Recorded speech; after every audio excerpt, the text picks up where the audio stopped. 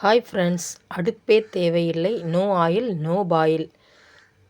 இது வந்து சுட சுட சாதத்துக்கு, அதுக்கப்புறம் பழைய சாதத்துக்கு வச்சு சாப்பிட்டோம்னா அவ்வளோ ஒரு சூப்பராக இருக்கும். இதுக்கு தேவையான பொருட்கள் என்னென்னு பார்க்கலாம் வாங்க.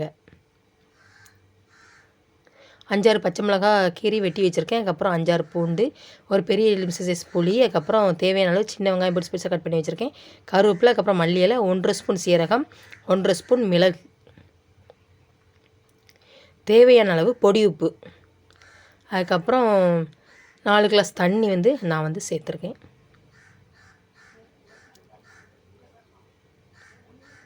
புளியை இந்த தண்ணியில் ஊற வச்சுக்கோங்க. இது பச்சை புளி ரசம் சூப்பராக இருக்குங்க. அதுக்கப்புறம் இந்த குட்டி உரல் இருக்குல்ல, அந்த உரல் சீரகத்தை இடிச்சுக்கோங்க. உங்கள்கிட்ட அப்படி இந்த உரல் அப்படி இல்லைன்னா அந்த சின்ன மிக்ஸி ஜார் இருக்குல்ல, அதுலேயுமே இந்த மாதிரி இடிச்சிக்கலாம், 1-2 அரைச்சிக்கலாம். அதுக்கப்புறம் மிளகு சேர்த்துக்கோங்க. மிளகு சேர்த்துட்டு அதையுமே 1-2 தட்டிக்கோங்க, அதாவது இடிச்சுக்கோங்க.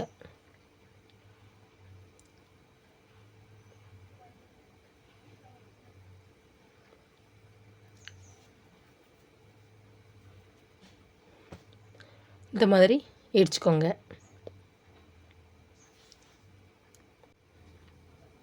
மையா இடிக்கணும் அப்படிலாம் கிடையாது, இந்த மாதிரி இடிச்சுக்கோங்க.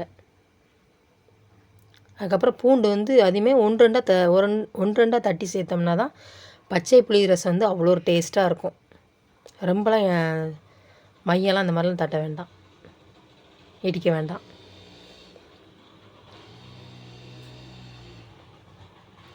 இந்த அளவுக்கு இடிச்சுக்கிட்டாலே போதும்.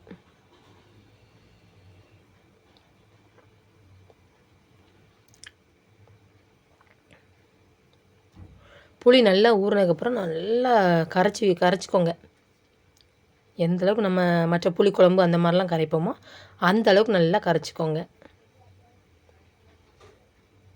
இது கொஞ்சம் புளிப்பாக இருந்தால் தான் சூப்பராக இருக்கும். உங்களுக்கு அப்படி புளிப்பு கம்மினா நீங்கள் கொஞ்சம் கம்மியாக சேர்த்துக்கோங்க.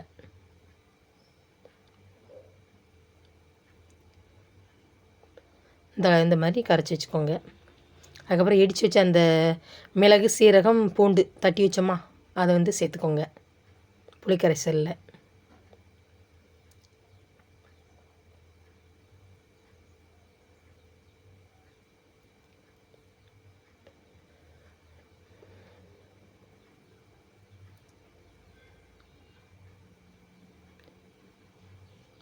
சின்ன வெங்காயம் சேர்த்துக்கோங்க.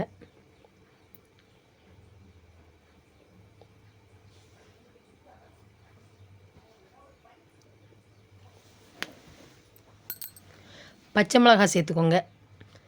ஒரு சிலர் வத்தல் சேர்ப்பாங்க, காய்ந்த மிளகாய். என்கிட்ட காய்ந்த மிளகாய் இல்லை. அப்படி உங்கள்கிட்ட இருந்துன்னா நீங்கள் காய்ந்த மிளகாய் சேர்த்துக்கோங்க. இதுவுமே சூப்பராக இருக்கும்.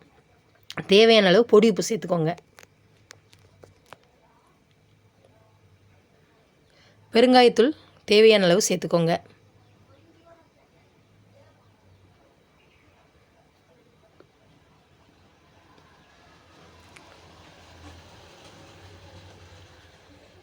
கருவேப்பிலை சேர்த்துக்கோங்க.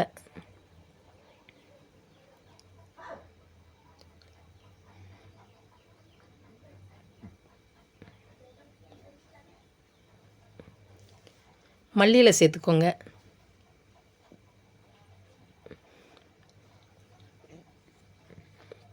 கையை வச்சு எந்த அளவுக்கு இப்படி பிசைய முடியுமோ அந்த அளவுக்கு நல்லா பிசைஞ்சு விட்டுக்கோங்க.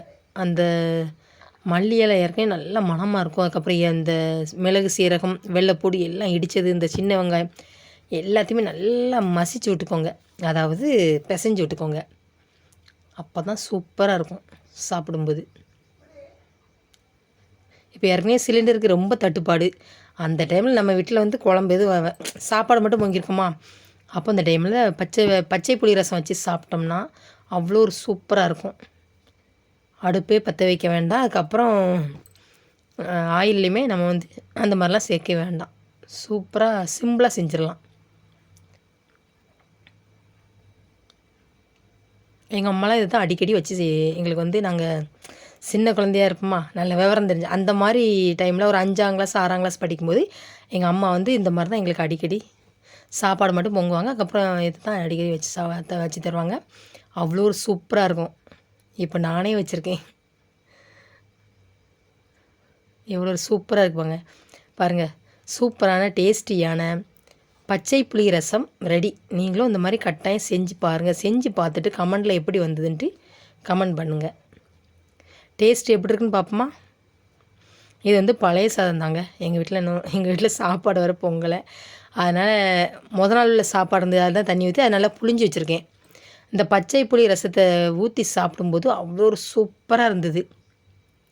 சொல்லவே வேண்டாம், அந்தளவுக்கு அல்டிமேட் டேஸ்ட்டு. நல்லா பிசைஞ்சு அவ்வளோத்தையும் பிசைஞ்சு சாப்பிடும்போது அவ்வளோ ஒரு சூப்பராக இருக்கும்.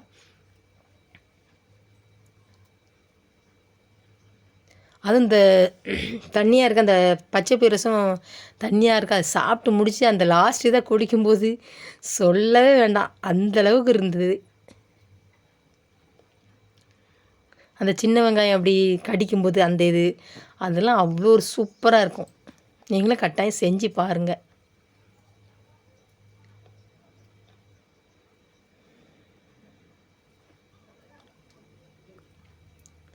சூப்பராக செம்ம டேஸ்ட்டாக இருந்தது. என்னோடய வீடியோ பிடிச்சிருந்தா லைக் பண்ணுங்கள், ஷேர் பண்ணுங்கள், கமெண்ட் பண்ணுங்கள். செல்வி விஸ்வா சேனலை சப்ஸ்கிரைப் பண்ணுங்கள். வீடியோ ஸ்கிப் பண்ணாமல் பாருங்கள்.